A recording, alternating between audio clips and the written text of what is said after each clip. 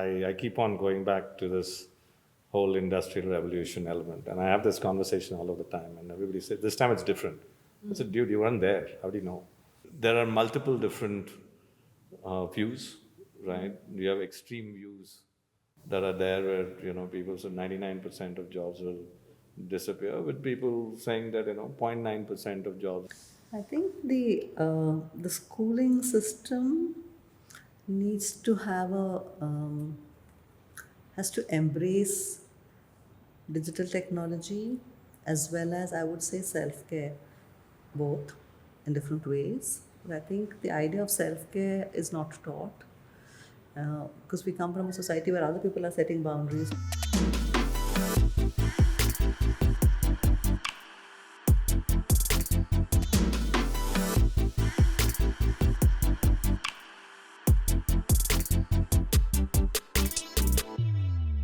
Welcome, everybody, to our podcast, Quest for Better Futures.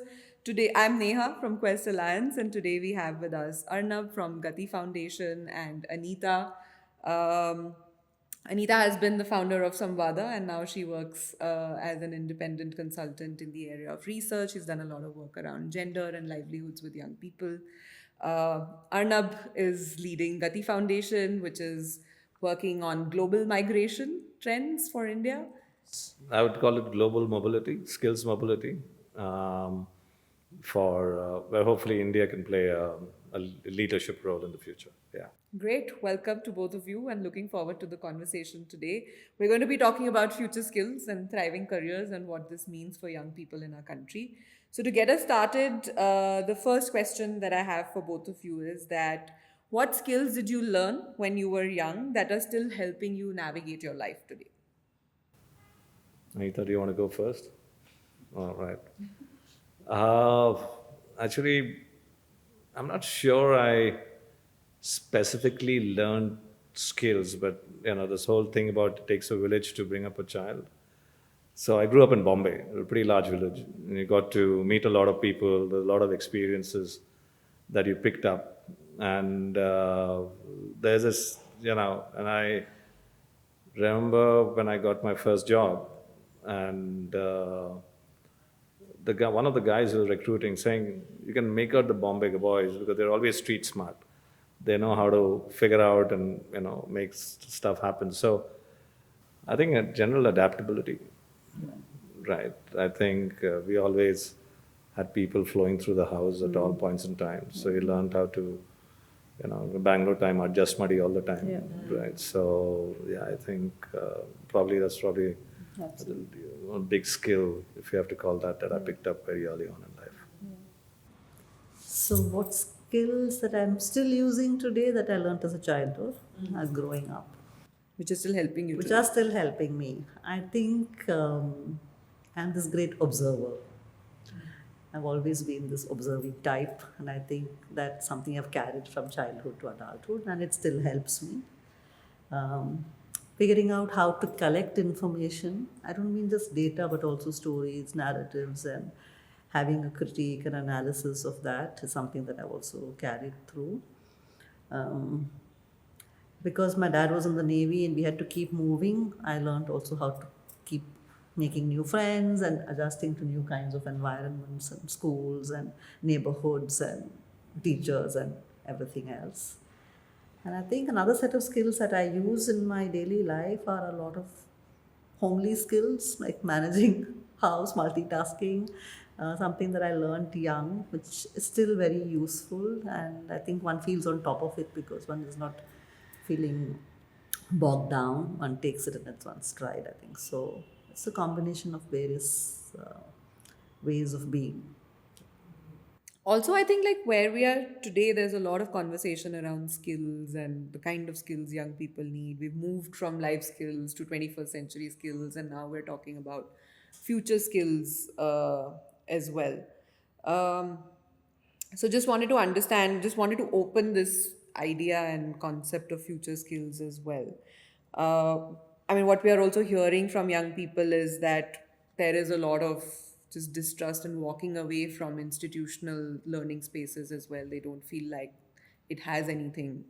to offer. They are also very anxious about what they're learning today and whether it's going to be relevant for them in the future as well. Um, and obviously, a lot of anxiousness about employability and the kind of career pathways that are available for them. So, in this context, do you think young people are being able to influence and take charge of their future based on whatever you're seeing around you? If I can understand the question properly, one is that how are uh, the youth of today looking at education or trying to absorb?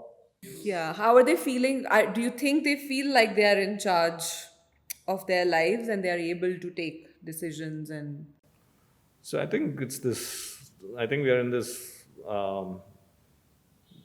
area where there's transformation, or we are transition phase, right? And I think this transition phase is just not dealing with education. It's the way information had been disseminated through the ages. It's basically one voice that you're hearing, and it was whether you absorb news, whether you get information, etc. There was almost one secular way of getting information, and that framed your thinking, narrative, and the rest of the architecture of the systems was also geared towards serving people who came in with these specific, because you got information in a particular channel and then there were fitments that were there.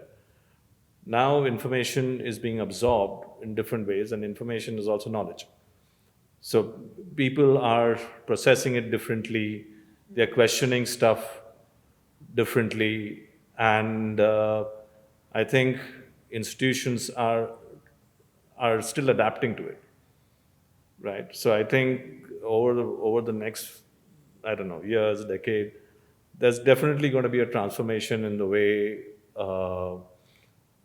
the interaction between a learner and the process of learning is probably going to change, and how it's going to work. I think you see in a lot of different organization, or educational institutions, it's more about you're sort of providing the guardrails, right? But the content creation is actually happening by the student themselves, right? you see a lot more of that happening? I do think so. It'll happen because you're getting information from so many different sources. And if you're given agency to figure out and process it and use it for yourself, and in the world of AI, there's a lot more about creating rather than following processes. So I do think that's going to move in that way. Anita, do you have I think it really depends on which young people in India we are talking about. If I look at the more disadvantaged sections in their families, also, there is this notion that education is the pathway to prosperity for that family. And it's a very instrumentalized idea of education, that I will spend so much time on money on education and I will get this return. It's not about learning knowledge, etc. It has to be lead to a job, right? And I think this shifts across classes. People are learning not necessarily to get a job, but to understand the world. But at the lower levels of our society, it's a very different. Education is like a source of dignity, status, a certificate, and a lot of jobs also come because you have your 10th or your 12th or your degree or your post graduation. The job market also places some value on that formal piece of paper, whether we like it or not. So I don't think one can ever walk away from those formal certifications, because both the families and the job market do place a premium on it.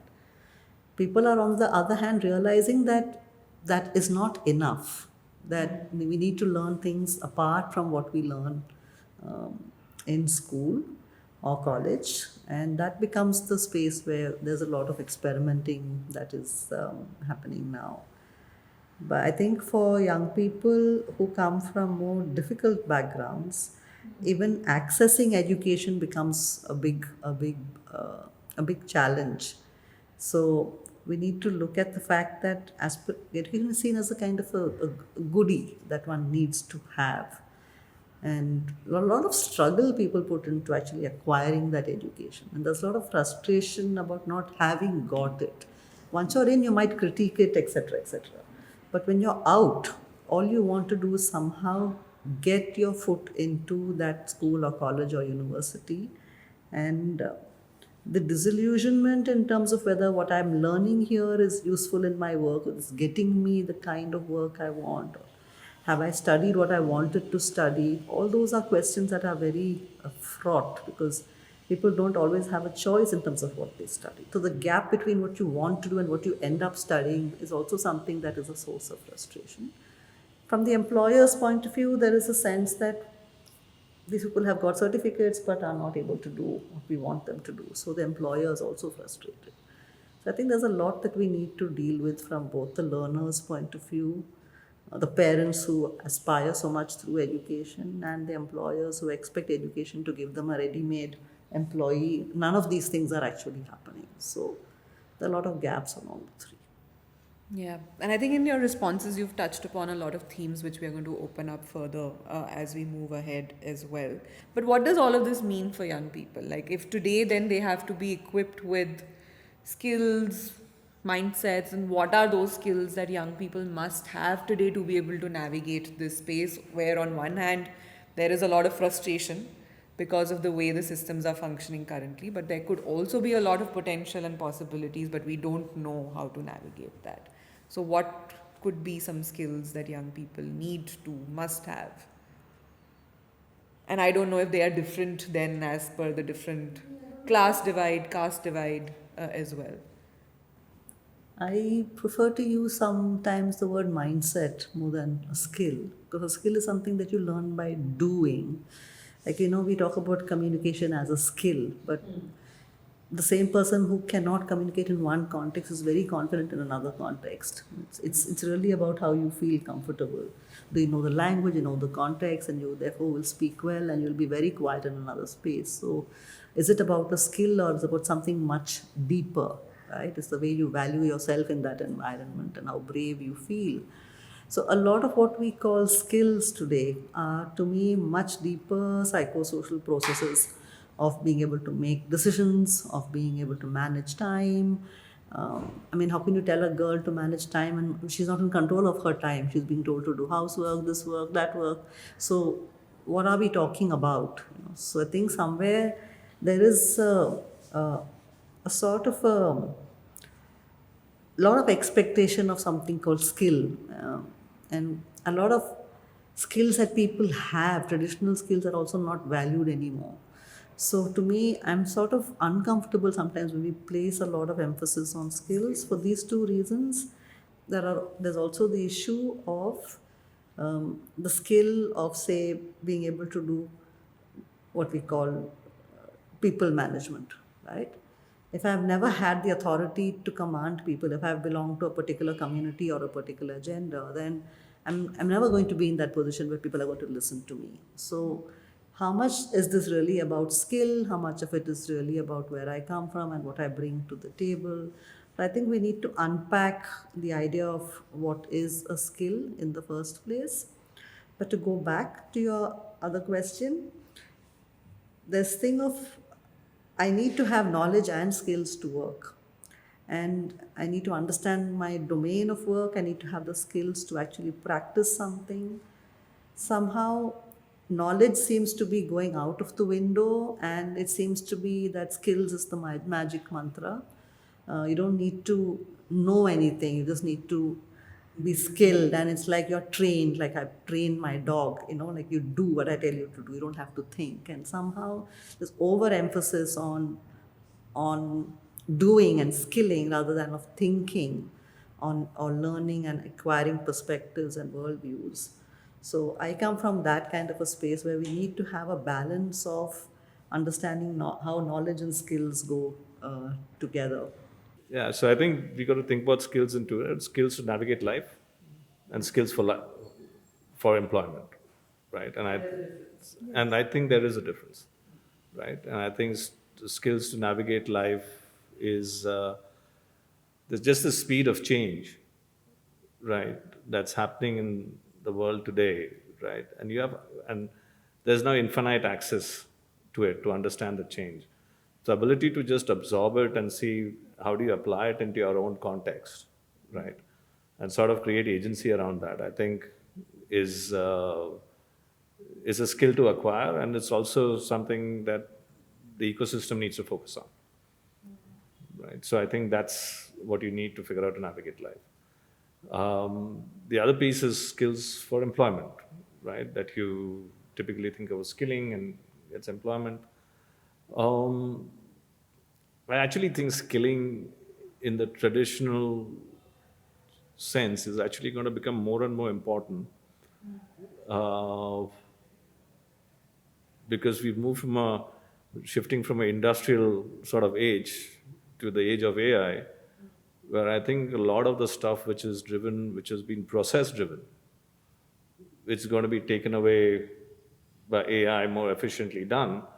So creativity and skilling, I think, is my feel is that there are lots of people think, dude, you don't know what you're talking about. I probably don't, but that's what I feel is going to happen. A lot of the work that we do, even in terms of the white collar space, is all very process oriented, right? But I do think right now, everybody says this is the era of creators, etc. So I sort of buy into it, but I think the definition of creativity is going to expand significantly. But to go back to what Anita was saying, like a lot of the kind of experiences you have also is determined by the context you're coming from. So, in that context, how do you see this? Do you think everybody across the board will be then able to access these skills for? I think there is asymmetrical access today, right? It's the nature of where we are structured as a society, right?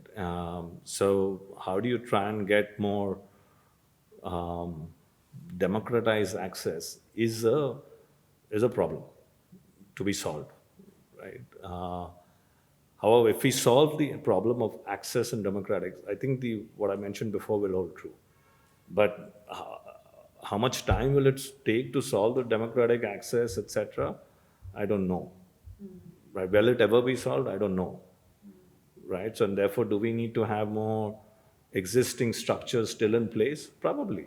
Right? So, because it's going to be not one size fit all that if you turn the tap, it's available to everyone else. Because again, your ability to absorb information, take it on, get agency, is again sort of determined by the ecosystem that you're growing up with. Some people will adapt to it faster, some people will take a lot more time because they don't have the nurturing ecosystem to enable to do so. If you're looking for just survival at that point in time, then survival is your biggest consideration over anything else. So, yeah, so it's not necessarily you're going to have, but I do feel I'm always, silver lining in a cloud. I'm hoping that this is will happen. You think that the democratization will happen and more of a level playing field will happen? Optimists. It's good because I think how we understand democratization would be that everybody will have access to learning any skill. That's one way of saying it, right? That there are right now some premium skills and there are some undervalued skills, let's say. So, to my mind, one way of saying that it will be democratized is that everyone will be able to learn every skill and there should be no barriers to that. Right now, there are certain barriers. Everybody cannot learn every skill. Or the other way to democratize would be to say that whatever skill you have is equally valid. I don't place the skills on a hierarchy. I say that if you're a plumber, right, you can also get 5,000 rupees a day. You don't have to be a software engineer to get the 5,000 rupees a day, right? That they're saying that the plumber is also providing a very critical service to society, or a mason, or a cook, or a childcare provider, or whoever. So that's another way of looking at democratization, which to me is much wider than saying that everybody has to learn these few skills. How do we create spaces where everybody can learn everything, as well as how will we create spaces where all skills will be given the kind of value that they deserve, and not someone is overvalued and someone is undervalued. So to me, that's the meta picture of how the our civilizational crisis really. That's your imagination for That's the my future. imagination of the future. So, I think coming back to another question of technology. So, we are creating a situation where technology is taking over our lives in a way where we are not even going to have work to do. So, that's the scary bit. The other part is if, like I was talking to this boy Jordan who was there at that thing, so asking him how he managed to study at APU without being in an English speaking school, how AI helped him to understand the readings, right? So that's also technology enabling somebody. So there's a whole spectrum of how young people are relating to technology. There's a fear of it, and there's also this thing of wanting to use it in a way that's going to help me. And so that skill to be able to discern, to figure out this is how I will use this is what is dangerous for me is what we really need to equip young people with.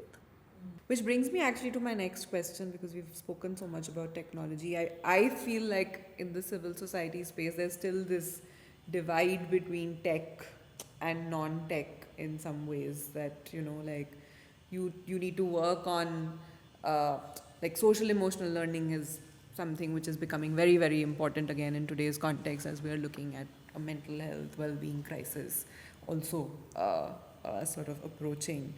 Um, so almost these things of, like, that there are these foundational skills that you need to work on, which is critical thinking, problem solving, and tech is almost like we can come to it a little later.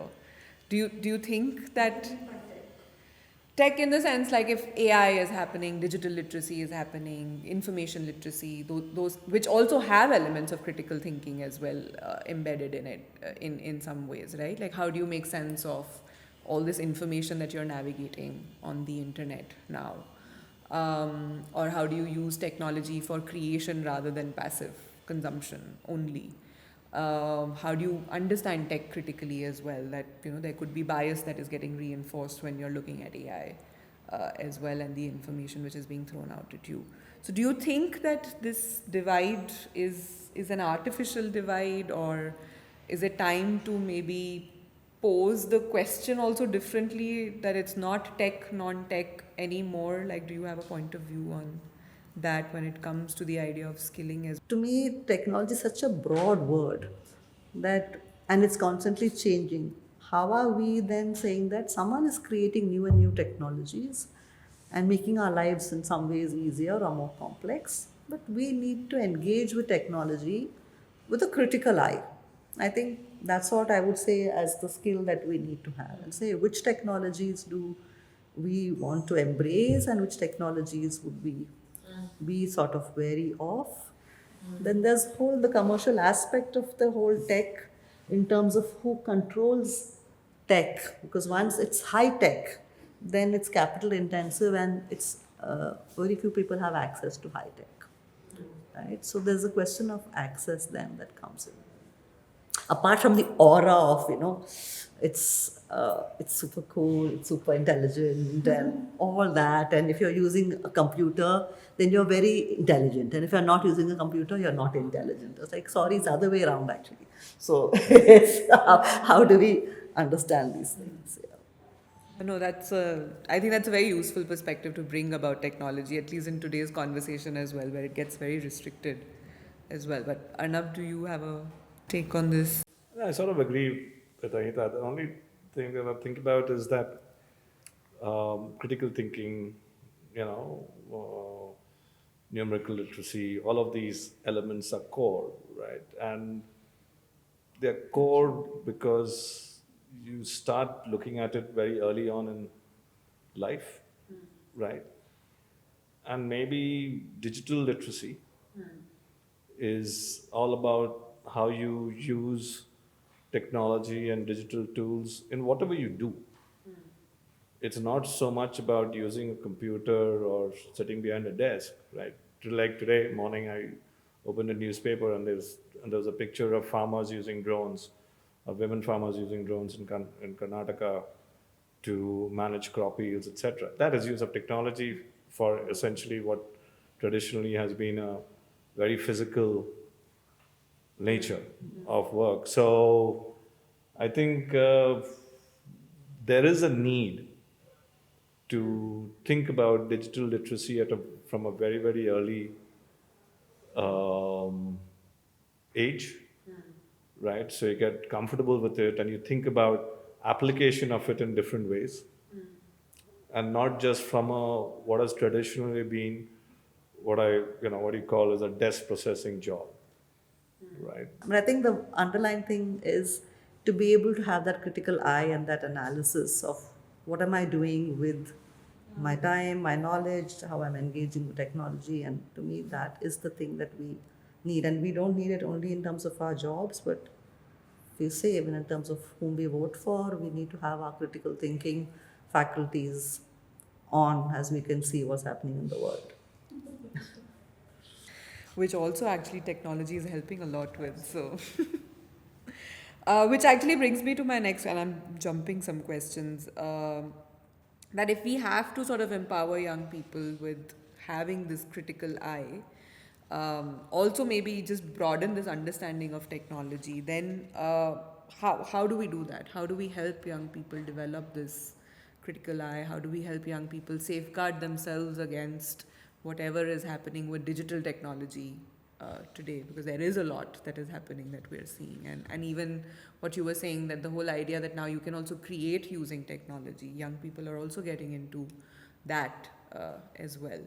And even in our research, it has come out, right? Like, especially things like gender norms and all of that, how a lot of what we see in our physical lives is getting recreated in digital spaces as well, in terms of very gendered content being put out as well, or girls who use a lot of technology, or if you see them on Instagram, are not good girls. Girls having a lot of fear also of the fact that, you know, my images can be used with deep fake and it can be used to, you know, label me in a certain way. So how do we work with young people then to again equip them with all of this, engage them in all of this, and develop that critical eye? Because it's not something that is taught to us. At least our schools are not teaching us how to be critical as well. So I think there are two elements. I think there's an element of social media and there's digital technology. Yeah. Like social media is probably a subset of digital technology. So how to deal with social media is pretty much, I don't know, as kids that we were growing up, we were saying, be careful of hanging out with strangers, right?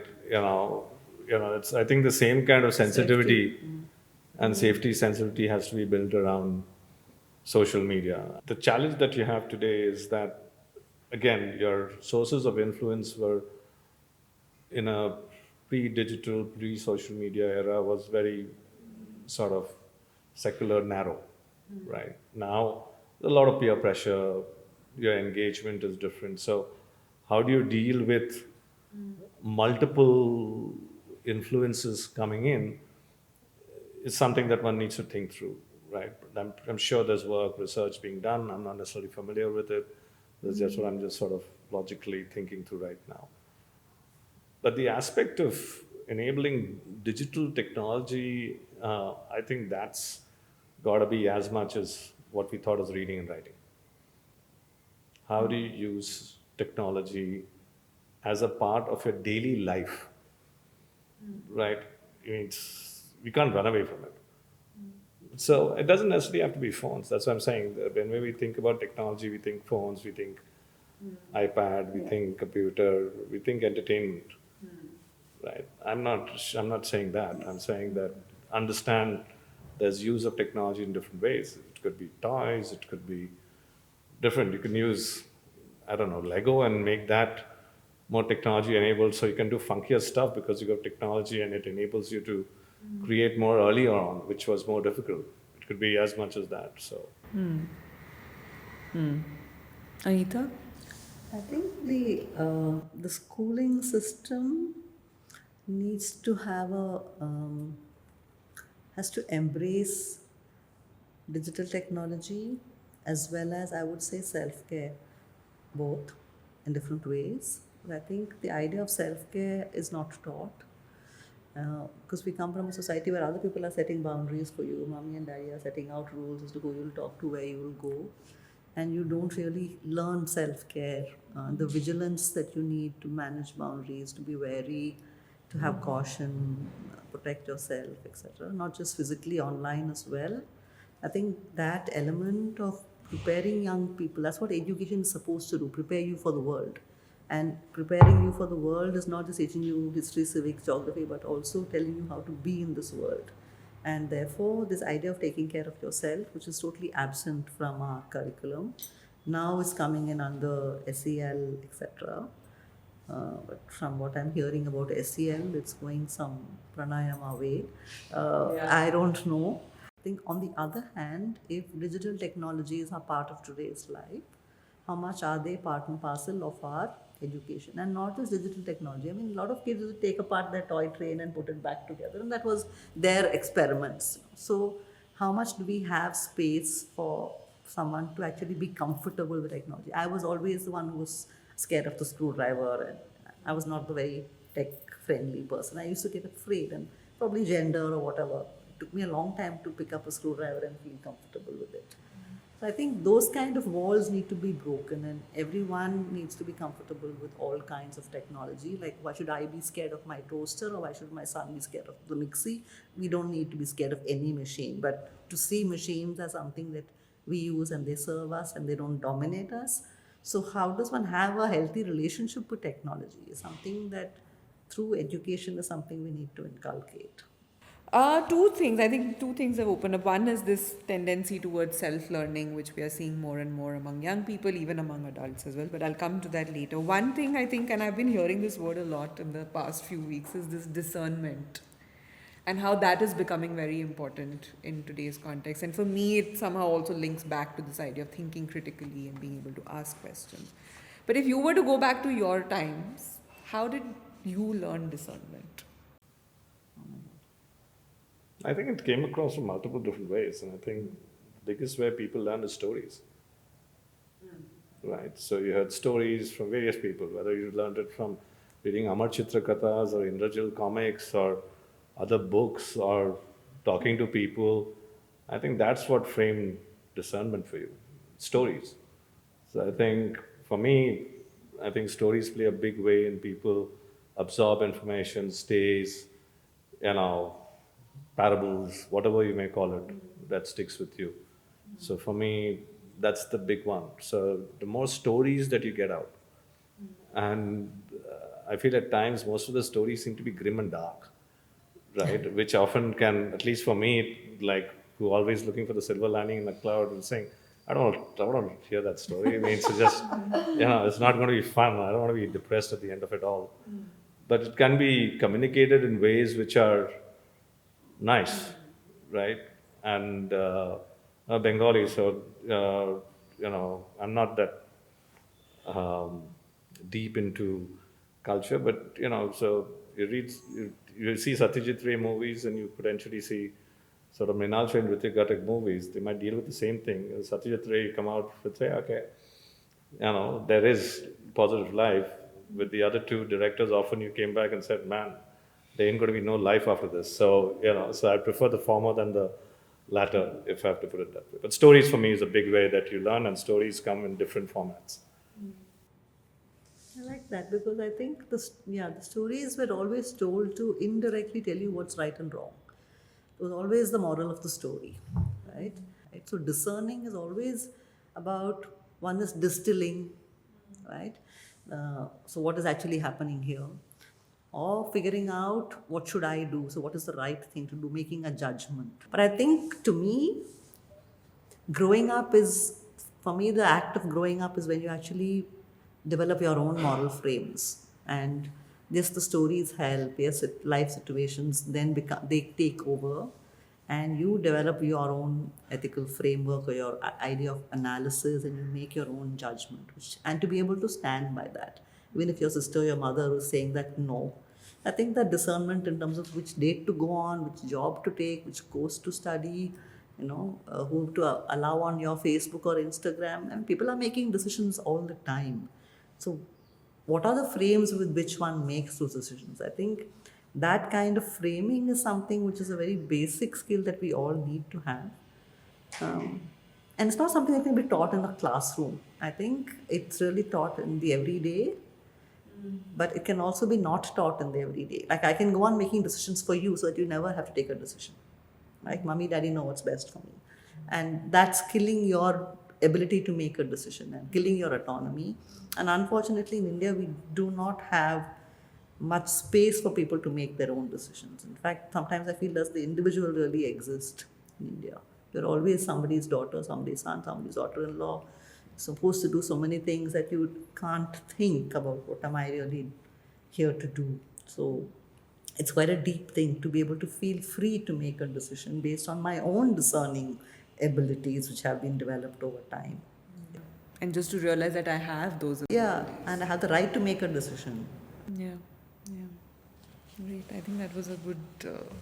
But stories also made me think about, and what you were saying, Arnav, that we have moved to so many sources of information and therefore so many ways in which stories are also being told today. But interestingly, there is still this one mainstream narrative which we are seeing, even though there are so many sources.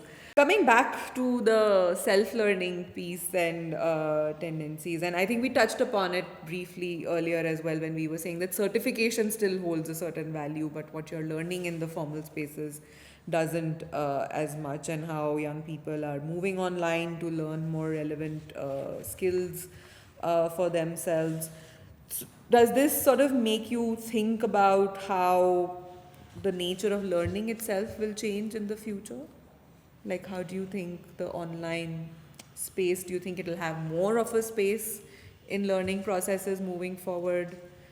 Are we going to give up on our textbooks and our formal courses? Do you think nature of certification will change? Probably, maybe, don't know. But so there was this debate that happens even in the corporate world, right, where you have technology replacing all physical elements, or stuff that you have to do physically as a human being, as an individual. And my thinking is that it's almost like a cyborg strategy, right? You have assistance that comes in to stuff that you need to do in a physical way. But I do think textbooks per se might disappear, right? And for no other reason, because you can just access information digitally, but might be easier to filter through, absorb. It just making, because I don't think you can. It takes a very, very principled individual, or very, very dogmatic individual, to say I'm going to do it a way that's probably harder than what's accessible, right? Generally, so you probably take the easier route. And digital tools, the adoption of anything is just because it's easier. Everybody adopts because it's easier. Nobody adopts because it makes things harder. So I think I'd look at it from that lens. If there's a way of making textbooks easier, people will keep on using textbooks. But if there are other options to make life easier, people will go down that way. I think even in the online learning space, you have several models. You have earlier we had only to go to college, or you had the correspondence course, right? So now there is the online, then there's the hybrid, and then there's the where you're asynchrommatic. People are learning things at different times. So people are reading different things. Thank God there's no textbook. I think that was the killer of killers. The fact that you can read more things and then distill and write something. But I think finally, whichever form of learning you do choose online, you are still using something called a text. It can be a film, it can be an experience, it can be a book, it can be somebody's watching something. It's fine, but you are going to some source for your knowledge gaining. You're going to multiple sources, and then you're trying to put it together in your own frame. So I don't think that technology can become the source. It will guide you to various sources, right? and then you need to still deal with those sources and apply the discernment again. So that's how I think that we can never do away with actually the sources of your information or knowledge, which So we've spoken a lot about learning and how we see maybe even nature of formal institutions changing in the future. Let's come to careers and what career trajectories can be like in the future.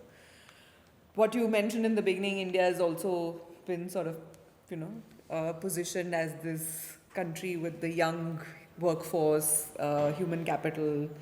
Uh, but at the same time, we've been speaking about like jobless growth as well. At the same time, with the technological advancement, a lot is changing in the nature of work as well. People are talking about jobs displacement. So, what does this mean for the future of career pathways? Can we even really predict careers in the future? I keep on going back to this whole industrial revolution element, and I have this conversation all of the time, and everybody says this time it's different. I said, dude, you weren't there. How do you know? Right? So so to that extent, so there are multiple different views, right? You have extreme views that are there where people say 99% of jobs will disappear, with people saying that 0.9% of jobs, and there'll be another 10% more jobs that will be created, and there's massive productivity. So you've got different points of views. For me, the idea is that what we were talking about earlier is how do you enable and skill people for this new world, right? And I think predictability also came from a perspective about how information was given to people, and therefore that framed a particular more predictive outcomes, and therefore you had more predictive way of absorption. Now, predictive way of being as well. yeah. So now, because information is being absorbed in different ways, I think people are getting different from the agency to decide what they want to do. Now people are making careers in different formats and ways, right? And things that the people truly enjoy, right? It's harder, it's riskier, it stresses out parents significantly. But I think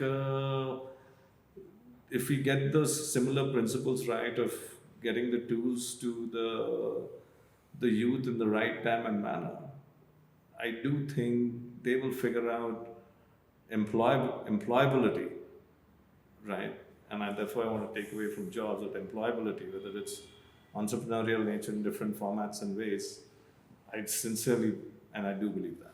So, Anita, just building on that, right? Like, at least when I was growing up, the nature of working was basic, and that's how I had seen like people around me while growing up, whether it was my parents or my own relatives. You get that one job, you stay in that one job, and that's your career, and then you retire. But that also was for a certain class of people. Nature of work is also becoming more unpredictable today. There are many ways in which people are navigating that as well. So, how do you see that changing in the future? Again, from a class perspective as well, is it going to be the same for everybody? Is it going to be different? I think even the terminology we use about livelihoods and careers itself, something we need to, I think, deal with. And when we use the word career, we're talking about a journey, right? So I can look back now at my career and say I started here, I did this, I did that, and it's about a whole lifespan of learning, growing, multiple jobs, etc. And inside that is also the fact that I earned a livelihood. So my livelihood is a subset of that journey. But I think that for many people, there is no career. There is the struggle to make a livelihood.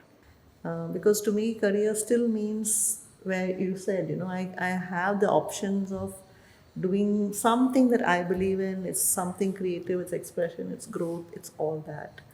So, yes, we would like everybody to have a career. Even the bus driver tomorrow should become a driver instructor and become a manager of a depot, and then he or she is actually having a career journey.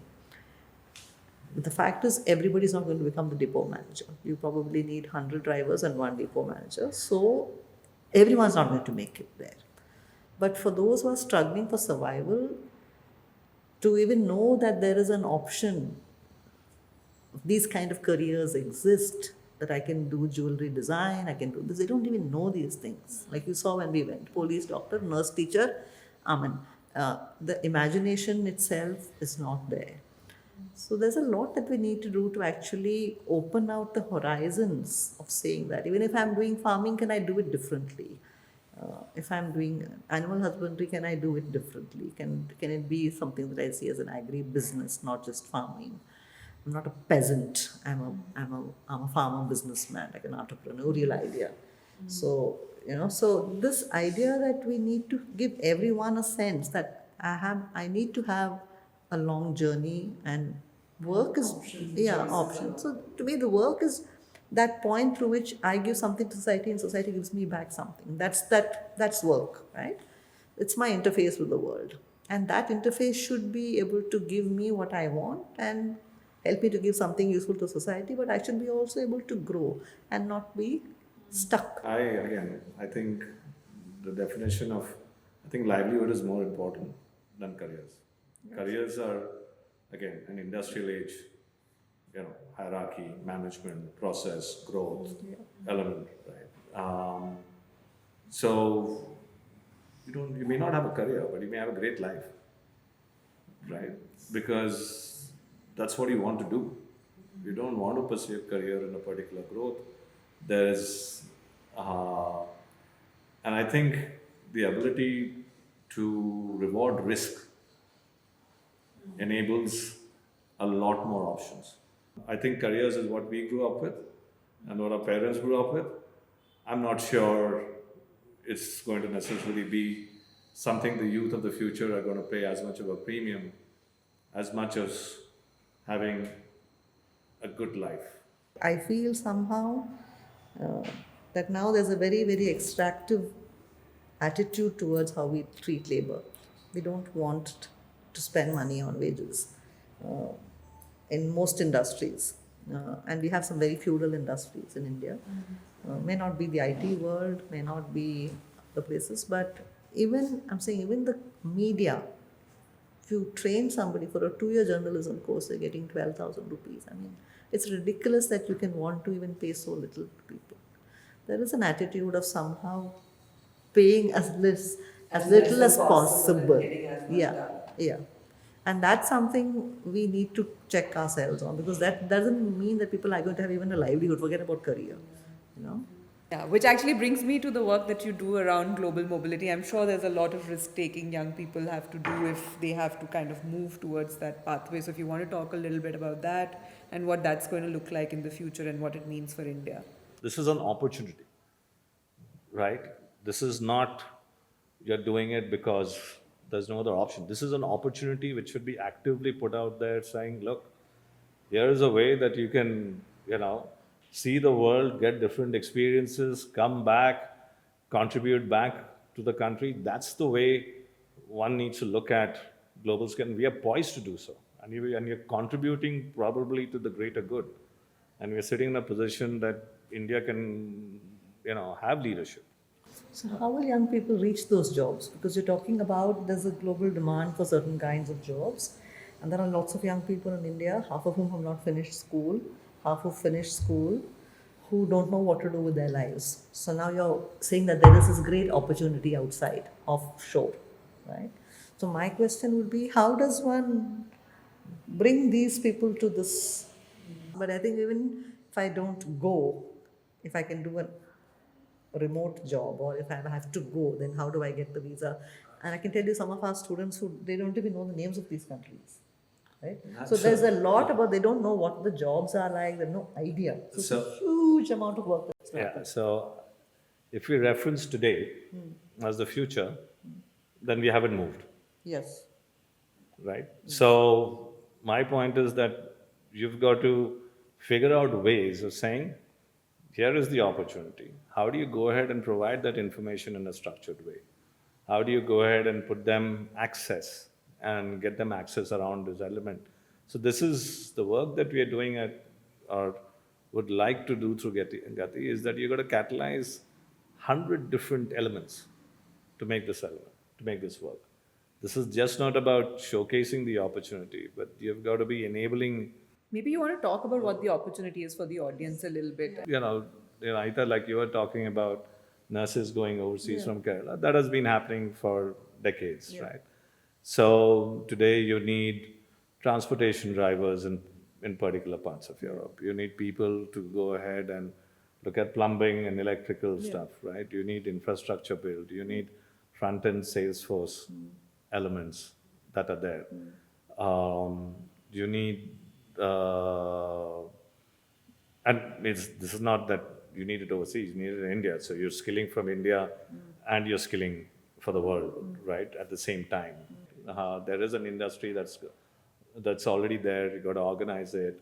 There are institutions that are set up for skilling. You got to make them better to world-class standards. So there's a lot of hard work around what we are trying to do at. And we need world-class wages also. To that extent,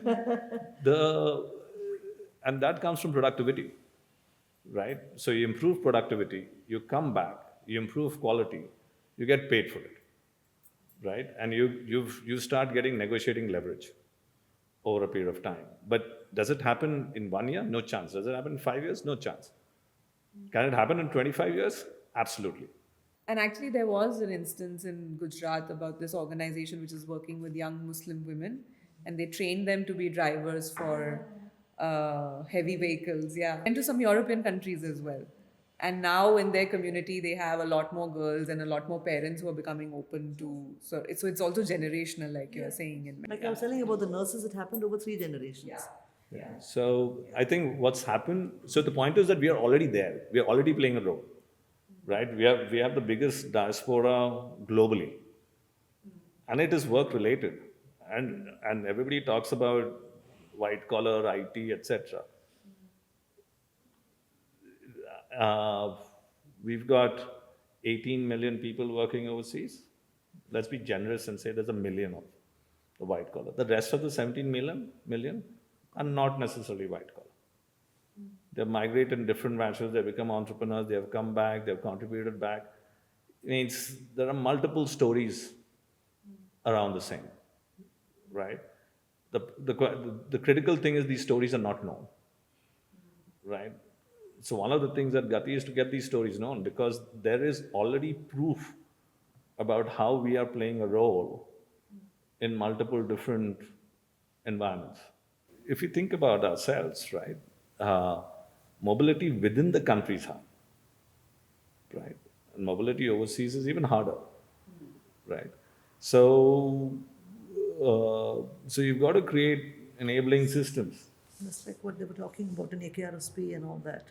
So, young people who want to leave from their remote village to get a job in Pune, huge numbers of organizations who are helping them to figure out where the jobs are, then helping them to prepare for that job, helping them to get onto that bus, to that first month before you get your salary. I mean, there's so many things people are doing, because these are really people who've never seen outside of their village, right? And to go to Indore or somewhere is a big journey for them. One is to say India has lots of people. One is to say India has a lot of cheap labor. They're two different things, right? So if we're saying India has a lot of trained people and we want to go and we go and we earn well and come back, that's fine. But when you say make in India and you say, like, look at what happens to the garment factory workers are getting 10,000 rupees a month. To me, that's not acceptable. It has to be at a place where we are treated as a certain kind of the decent wage of the labor market, global labor market. Yeah, so look, I mean, my view around... They have to pay a minimum wage in their country, right? So, yeah, absolutely. So I think there's ethical migration around those elements. My point is that I think we got to distinguish between extraction. Yeah. And extraction is a worldwide phenomenon across the board. Your bunyard down the road is walking for profit margins, right? That's human behavior. I don't think the issue is the profit margin. It's the way the extraction is like. I know there are people who are saying that we need accountants. Accountants in India cost 1/4 the cost of accountants somewhere else, right? So they will say, okay, let's get an accountant from India. Now, if that accountant is paid a decent living wage and not this 10,000-15,000 rupees thing, I would say, yes, fine, let's go. We are accountants, I need an accountant, let me go there. So to me, they're sort of connected because there is a risk of the extractiveness coming in, or it can be really a path of mobility and earning a decent livelihood. Yeah. But what has your experience been around that? Like, if you've seen people sort of migrate. I'm 2 months in, so I have not seen too much. I'm still a newbie, etc. As the case means, a lot of what I'm saying is conceptual in nature in a lot of different ways. But also what I'm seeing is that it's been happening, right? And is it perfect? No, right? Nothing is perfect, right? But at the end of the day, it has created, right, positive outcomes, by and large. Or has opened possibilities for people to live. By and large, right? Even like you see migration out of north to the south or east to the north, etc. It and that mobility of going back, it does improve productivity. There is data around that proves it, like labor mobility in any form, right, improves productivity and etc. So, does it have to be in the right manner? Does it have to be ethical? Absolutely. Great, which I think brings me to my next section around, and I think you briefly touched upon it, Anita, while talking about it here as well. Just the role of civil society then in the future. How are we imagining that, and what will be some of the central themes for civil society in the future? Will we continue to be the way we are today? Regarding young people's livelihoods, yeah. Yeah. And learning, education. Do you think we'll still have a human rights and social justice frame that'll be completely out of the window? Will civil society exist? It's not civil society's job to make sure that people in India eat. Right? That's the state's job. Let me put the responsibility where it belongs. Right? That people are educated, that they have health care, that they have decent work. That's not the job of the civil society. And I think that when it comes to young people's livelihoods, yes, civil society has sometimes taken on the role of training people, skilling them, giving them placement, which is really not our job. But we are doing it because nobody else is doing it, and there's out of concern and indignation and everything. And I feel that that is something that we need to watch out as to where are we expecting people to deliver. The amount of money civil society organizations have is minuscule. So there's a lot of expectation that civil society will become a service delivery, which is not the job of civil society at all. We are here to complement, supplement, support, show models, be creative, do things that the state and market will not do or should not do. And I would like to see that there. But today I see a co-option of civil society by market forces, especially through CSR, sorry. But CSR does that, tells civil society what to do.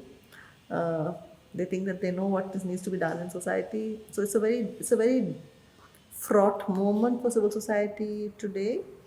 There isn't any rights discourse anymore in certain countries, so civil society is also muffled.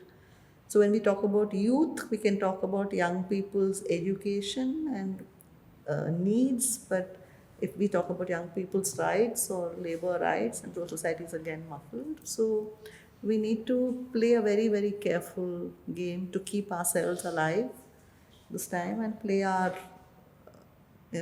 cards carefully in this sense, because we know that we are needed, people depend on us, and we are here because we are committed to certain ideas or ideals that are there in our constitution. We are not talking about anything else.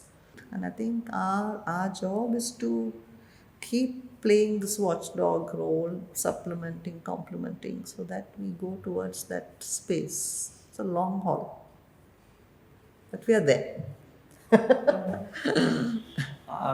don't know. Right? I almost feel that you got to encourage partnerships, right?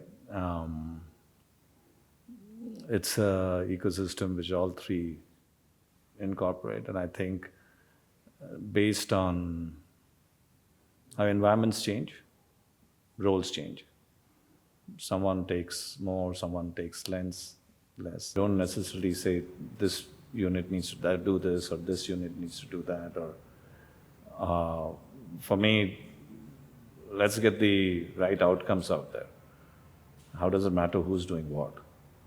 Right? And if we can figure out a way to get the right outcomes out there, it seems to be a more productive way of looking at how you need to operate to that extent. Maybe I speak from a point of privilege, I don't know. But yeah. I think, yeah, I agree that partnerships should be there. And partnerships should be between equals, which right now we don't have a level playing field.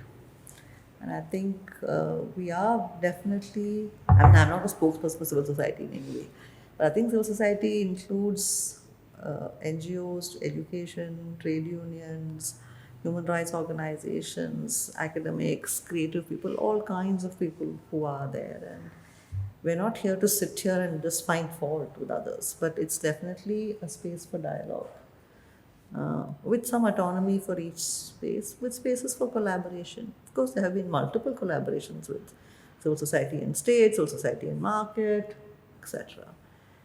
So, me, collaboration and co-option, we need to be a little wary of the two, so that we keep the autonomy but also keep the dialogue open, so that finally we all want the same thing for everyone. What you call the outcomes. Great. Last question. Oh my God. What is your hopeful vision of school to work transitions in the future? All of us need to work very, very hard for that to happen, because the barriers are distances, language, gender, marriage, discrimination, lack of access to English, lack of digital, there are many barriers. And I think that we would like to see a very seamless transition where every young person is able to cross that bridge nicely, but the bridge is a wobbly bridge. I'm always hopeful. Yeah, you're the one with the silver lining on the cloud. I'm always believing that things are going to be better, Yes. right? And we are headed towards a better future. So, To hold on to that belief and hope. yeah, all the time. For me, that's like daily mantra. Got to be better. One has to work with the hope and be 1 foot, like they say, no? One eye on the sky and 1 foot on the ground, and keep going. On that note and on that visual of one eye in the sky and 1 foot on the ground, thank you very much. It's been lovely having this conversation with both of you. So thank you for bringing the diversity of perspectives that you did. Thank you.